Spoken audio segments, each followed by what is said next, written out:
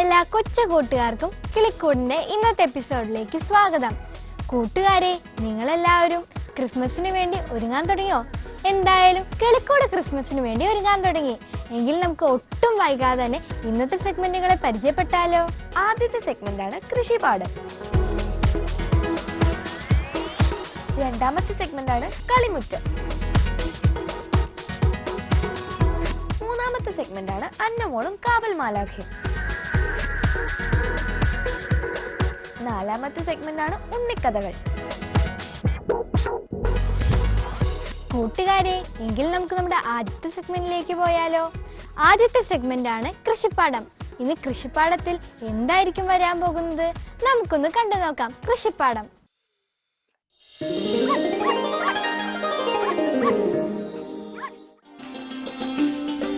കൂട്ടുകാരെ, ഇന്ന് നമ്മൾ കൃഷിപ്പാഠത്തിലൂടെ പഠിക്കാൻ പോകുന്നത് നിങ്ങളിൽ അധികം കുട്ടികൾ കണ്ടിട്ടില്ലാത്ത ഒരു പച്ചക്കറിയായ പീച്ചിങ്ങ എങ്ങനെ കൃഷി ചെയ്തെടുക്കാമെന്നാണ്.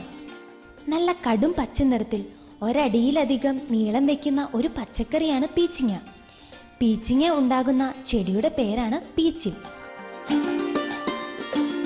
അടുക്കളത്തോട്ടത്തിലോ വേലിയിലും മറ്റും അധികം പരിചരണം കൂടാതെ നട്ടുവളർത്താവുന്ന ഒരു പച്ചക്കറി ഇനമാട്ടോ കൂട്ടുകാരെ ഈ പീച്ചിൽ. പീച്ചിലിന്റെ ജന്മദേശം ഇന്ത്യയാണ്. രണ്ടു തരത്തിലുള്ള പീച്ചിലാണ് ഉള്ളത്: വരയൻ പീച്ചിലും വരയില്ലാത്ത പീച്ചിലും. വരയൻ പീച്ചിലിന്റെ ശാസ്ത്രനാമം ലൂഫ അക്യൂട്ടാൻഗുല എന്നും വരയില്ലാത്ത സാധാരണ പീച്ചിലിന്റെ ശാസ്ത്രനാമം ലൂഫ സിലിൻഡ്രിക്ക എന്നുമാണ്. ഇംഗ്ലീഷിൽ റിപ്പ് ഗോഡ് എന്നും സ്മൂത്ത് ഗ്രോഡ് എന്നും പേരുള്ള പീച്ചിൽ ഉഷ്ണമേഖല കാലാവസ്ഥയിലാണ് നന്നായി വളരുന്നത്. എങ്കിലും ഈർപ്പമുള്ള കാലാവസ്ഥയിലും പീച്ചിൽ നല്ല കായ്ഫലം തരും. ഏതെങ്കിലും ജൈവവളം ഇടുന്നതിന് ശേഷം പീച്ചിൽ നടാനുള്ള മണ്ണ് ആദ്യം ഒരുക്കിയെടുക്കണം. ഗ്രോ ബാഗിലോ കൂട്ടിലോ അതല്ല വെറും നിലത്തോ വേണമെങ്കിലും പീച്ചിൽ നടാം. വിത്ത് നേരിട്ടാണ് നടേണ്ടത്. മഴയില്ലെങ്കിൽ 2 ദിവസം കൂടുമ്പോൾ വീതം വെള്ളം ചെടിക്ക് നൽകണം. പീച്ചിലിന്റെ വള്ളി നീണ്ടു വരുമ്പോൾ ചുള്ളിക്കമ്പ് കുത്തി കൊടുക്കുകയോ പന്തലിട്ട് കൊടുക്കുകയോ വേണം. ചെടിയുടെ ചുവട്ടിൽ കളകളോ മറ്റോ വരുന്നുണ്ടെങ്കിൽ അത് പിഴുതു മാറ്റിക്കളയണം. വിത്ത് നട്ട് ഏകദേശം 25 ദിവസം കൊണ്ട് തന്നെ ആദ്യ വിളവ് എടുക്കാവുന്നതാണ്. ഇളം പ്രായത്തിൽ തന്നെ മൂത്തുപോകാതെ വേണം പീച്ചിങ്ങ പറിച്ചെടുക്കാൻ. 5 മുതൽ 7 ദിവസം ഇടവിട്ട് വിളവെടുക്കാനാകും. പൊതുവെ രോഗകീടബാധകൾ കുറവാണ് പീച്ചിലിന്. ഫൈബർ ഏറെയുള്ള പീച്ചിൽ നമുക്കാവശ്യമായ zinc, iron, vitamin C, magnesium, thiamine, riboflavin എന്നിങ്ങനെ പലവിധ ധാതുക്കളും അടങ്ങിയിട്ടുണ്ട്. തോരനായോ ചാറുകറിയായോ മെഴുക്കുപുരട്ടിയായോ ബജിയായോ വടയായോ ഒക്കെ പീച്ചിങ്ങ നിങ്ങൾക്ക് കഴിക്കാനാകും.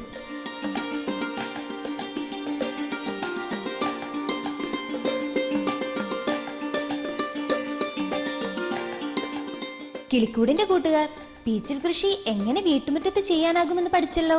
എങ്കിൽ എത്രയും പെട്ടെന്ന് തന്നെ മാതാപിതാക്കളുടെ അടുത്ത് പറഞ്ഞ് പീച്ചിങ്ങയുടെ വിത്ത് വാങ്ങി വീട്ടുമുറ്റത്ത് നട്ടുപിടിപ്പിക്കണം. അപ്പോ നിങ്ങൾ ഈ കാര്യം മറക്കില്ലല്ലോ കൂട്ടുകാരെ.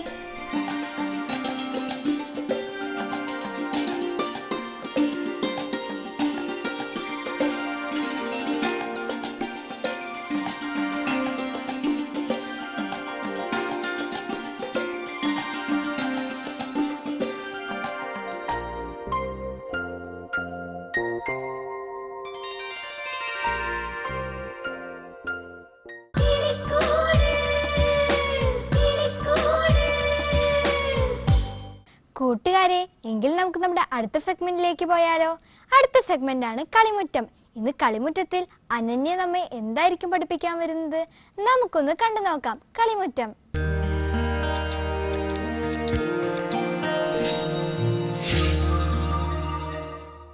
കൂട്ടുകാരെ, നിങ്ങൾക്ക് കിട്ടുന്ന പൈസകൾ നിങ്ങൾ സൂക്ഷിച്ചു വെക്കാറില്ലേ? എങ്കിൽ ഈ പൈസകൾ സൂക്ഷിച്ചു വെക്കാനുള്ള ഒരു മണി ബോക്സ് ഉണ്ടാക്കാൻ പഠിച്ചാലോ? ഈ മണി ബോക്സ് ഉണ്ടാക്കാൻ ആവശ്യമായ സാധനങ്ങൾ എന്തൊക്കെയാണെന്ന് നോക്കിയാലോ? ആദ്യമായി നമുക്ക് വേണ്ട പ്ലാസ്റ്റിക് ബോട്ടിലാണ്. പിന്നെ നമുക്ക് വേണ്ടത് പെയിന്റ്. അടുത്തതായി നമുക്ക് വേണ്ടത് പ്ലാസ്റ്റിക് ബോട്ടിൽ കട്ട് ചെയ്തതാണ്. അടുത്തതായി നമുക്ക് വേണ്ടത് കണ്ണുകളാണ്. അത് കടയിൽ വാങ്ങാൻ കിട്ടും. പിന്നെ നമുക്ക് വേണ്ടത് പശ, പെയിന്റ് ബ്രഷ്, കട്ടർ, പ്ലാസ്റ്റിക് ബോട്ടിലിന്റെ അടപ്പ്, വെള്ളം. ഇത്രയുമാണ് നമുക്ക് മണി ബോക്സ് ഉണ്ടാക്കാനുള്ള സാധനങ്ങൾ. ആദ്യമായി പ്ലാസ്റ്റിക് ബോട്ടിലിന്റെ സെന്റർ കട്ട് ചെയ്തെടുക്കുക.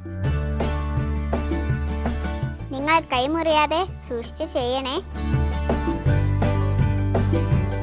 നിങ്ങൾക്ക് വേണമെങ്കിൽ അമ്മയുടെയോ അച്ഛൻ്റെയോ ചേച്ചിയുടെയോ ചേട്ടൻ്റെയോ സഹായം ചോദിക്കാം.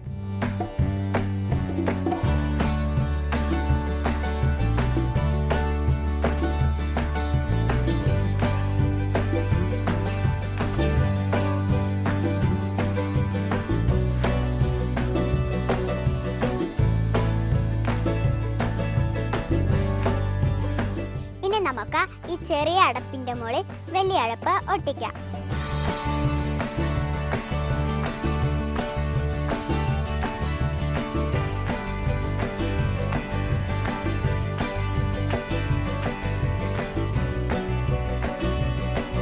ഇനി നമുക്ക് ചെവി ഒട്ടിക്കാം.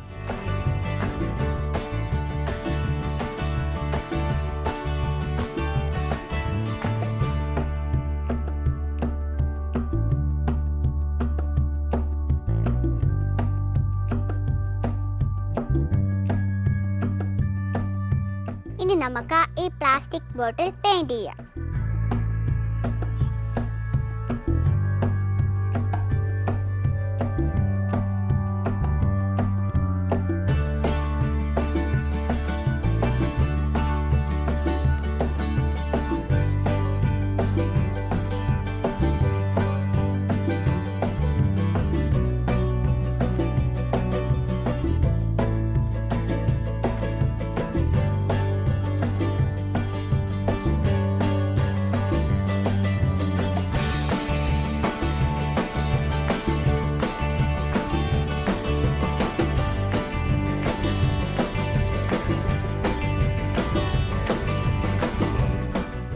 നമുക്ക് ബ്ലാക്ക് പെയിന്റും കൊണ്ട് മൂക്ക് വരയ്ക്കാം.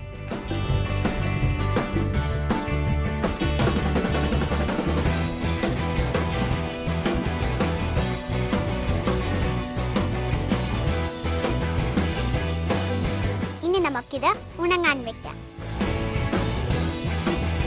അങ്ങനെ നമ്മുടെ പെയിന്റ് ഉണങ്ങിക്കഴിഞ്ഞു. ഇനി കണ്ണൊട്ടിക്കാം.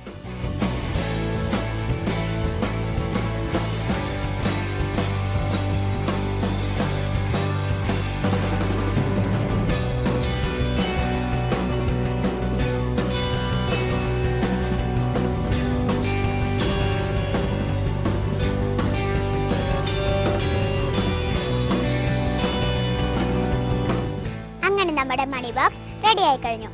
കണ്ടോ എന്ത് എളുപ്പത്തിലാ ഞാനിത് ചെയ്തത്. നിങ്ങൾ തീർച്ചയായും വീട്ടിൽ ഉണ്ടാക്കി നോക്കണേ.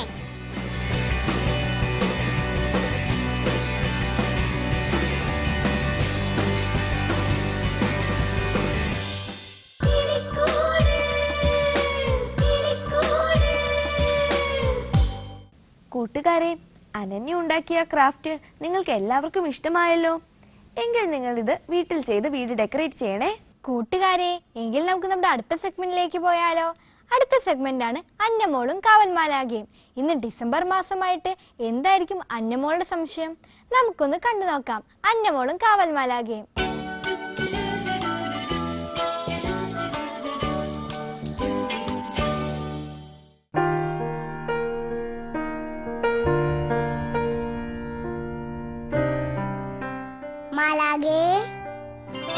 ഹായ് അന്നമോളെ. അന്നമോളെ കാണാൻ ഓടിയെത്തിയതാ ഈ മാലാഖ. അത്രക്ക് ഇഷ്ടാണോ ആ മാലാഖയ്ക്ക് ഈ അന്നമോളെ? അതേലോ അന്നക്കുട്ടി.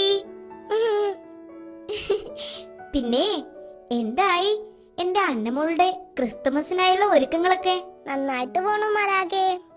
ആട്ടെ, എങ്ങനെയാ അന്നമോള് ക്രിസ്മസിനായി ഒരുങ്ങുന്നേ? എന്നും രാവിലെ പള്ളിയിൽ പോയി പ്രാർത്ഥിക്കും. അത് മാത്രം പോരാ അന്നമോളെ.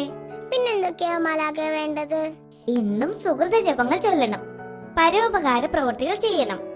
അങ്ങനെ സുഹൃത്ത് ജപങ്ങൾ ഏതൊക്കെയാ മാലാഖേ? സുഹൃത ജപങ്ങൾ കുറെ ഉണ്ട് അന്നമോളെ. മാത്രമല്ല ഓരോരോ തരത്തിലുള്ളവയും ഉണ്ട്. ഒരെണ്ണം എനിക്ക് പറഞ്ഞു തരാവോ? അതിനെന്താ അന്നമോളെ? എന്നാ വേഗം പറയും മാലാഖേ. ഈശോ മറിയം യൗസേപ്പേ, ഈ വീടിന് കൂട്ടായിരിക്കണമേ. എന്റെ അമ്മേ, എന്റെ ആശ്രയമേ. ഞാൻ ഒരിക്കൽ കൂടി പറഞ്ഞു തരാം. ഈശോ മറിയം യൗസേപ്പേ, ഈ വീടിന് കൂട്ടായിരിക്കണമേ. എന്റെ അമ്മേ, എന്റെ ആശ്രയമേ. പഠിച്ചോ എന്റെ അന്നമോള്? എന്നാ അന്നമോളൊന്ന് പറഞ്ഞേ, ഈ മാലാഖ കേൾക്കട്ടെ. ഈശോ മറിയം ഔസേപ്പേ, ഈ വീടിന് കൂട്ടായിരിക്കണമേ. എന്റെ അമ്മേ, എന്റെ ആശ്രയമേ. മിടുക്കിയാട്ടോ എന്റെ അന്നമോള്. ഇനി ഇത് സമയം കിട്ടുമ്പോഴൊക്കെ എല്ലാ ദിവസവും ചൊല്ലണം. ശരി മാലാഖേ. ഇനി പുണ്യപ്രവൃത്തികൾ കൂടി ചെയ്യണം എന്റെ അന്നമൊളി നോയമ്പുകാലത്ത്. അതെന്തൊക്കെയാ മാലാഖേ? മറ്റുള്ളവർക്ക് ഉപകാരപ്രദമായ പ്രവൃത്തികൾ നമ്മൾ ചെയ്യുന്നതിനെയാണ് പരോപകാര പ്രവൃത്തി അഥവാ പുണ്യപ്രവൃത്തി എന്ന് പറയുന്നത്. അന്നമോൾക്ക് സാധിക്കുന്നവർക്ക് വേണ്ടിയൊക്കെ അന്നമോൾ സഹായം ചെയ്തു കൊടുക്കണം. ചിലപ്പോൾ അതിൽ തടസ്സങ്ങളൊക്കെ ഉണ്ടായേക്കാം, എങ്കിലും നമ്മൾ പിന്മാറരുത്. ഓക്കേ മാലാഖേ. എങ്കിൽ അന്നമോൾ പോയി കളിച്ചോട്ടോ. ബൈ മാലാഖേ. ബൈ.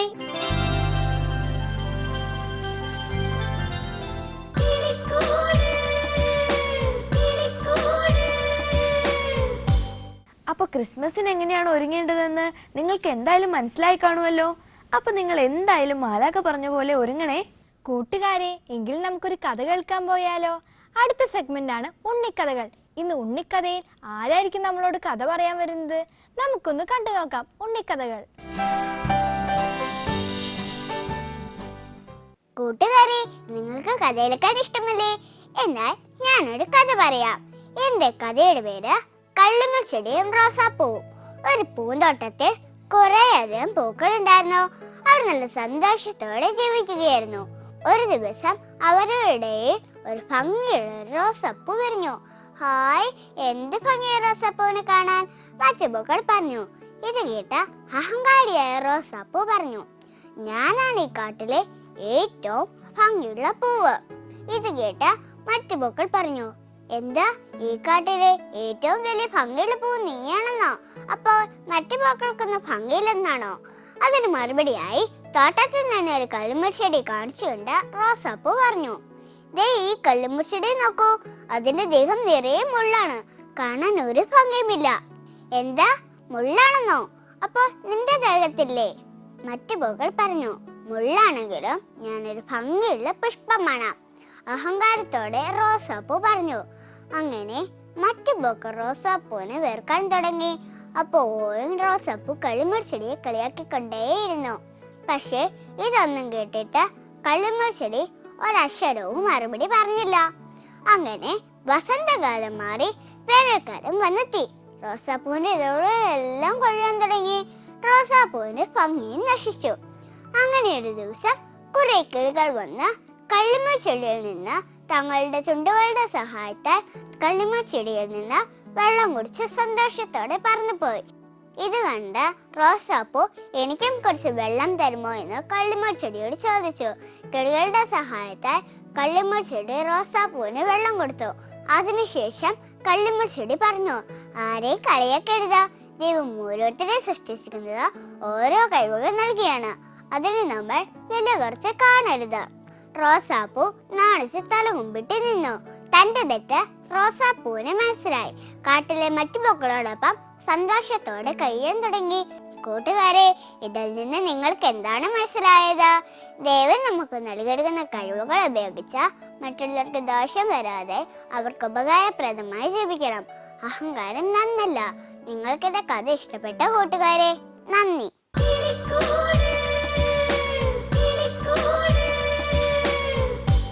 കൂട്ടുകാരെ, ഇന്നത്തെ ഉണ്ണിക്കഥ നിങ്ങൾക്ക് എല്ലാവർക്കും ഇഷ്ടമായി കാണുമല്ലോ. നല്ല മെസ്സേജ് ഉള്ള കഥയായിരുന്നില്ലേ അത്? കൂട്ടുകാരെ, എങ്കിൽ നമുക്ക് നമ്മുടെ അടുത്ത സെഗ്മെന്റിലേക്ക് പോയാലോ?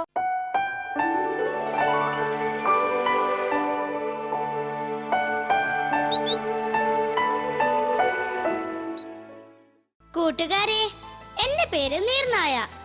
കരയിലും വെള്ളത്തിലും ഒരുപോലെ ജീവിക്കാൻ സാധിക്കുന്ന ഏക സസ്തനി വിഭാഗമാണ് ഞങ്ങൾ നീർനായകൾ.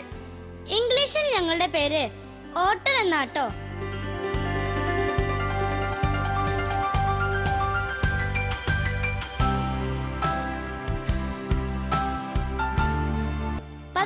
കിലോഗ്രാം വരെ ഭാരമുണ്ടാകാറുള്ള കഹനായുടെ ഏകദേശ നീളം തല മുതൽ വാല് വരെ ഓഗസ്റ്റ് മുതൽ ഒക്ടോബർ വരെയുള്ള പ്രജനന കാലത്ത് 2 മുതൽ 5 വരെ എന്റെ ശാസ്ത്രീയ വർഗീകരണം എഴുതിയെടുത്തോ.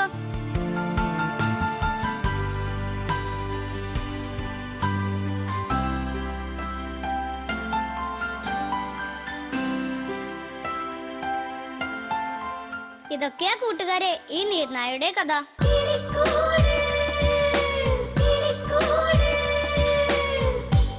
ഇന്നത്തെ എപ്പിസോഡ് നിങ്ങൾക്ക് ഇഷ്ടമായെങ്കിൽ നിങ്ങളുടെ അഭിപ്രായങ്ങളും നിർദ്ദേശങ്ങളും ഞങ്ങൾക്ക് അയക്കാൻ മറക്കല്ലേ. അതിനായി ഇതാ ഞങ്ങളുടെ അഡ്രസ്.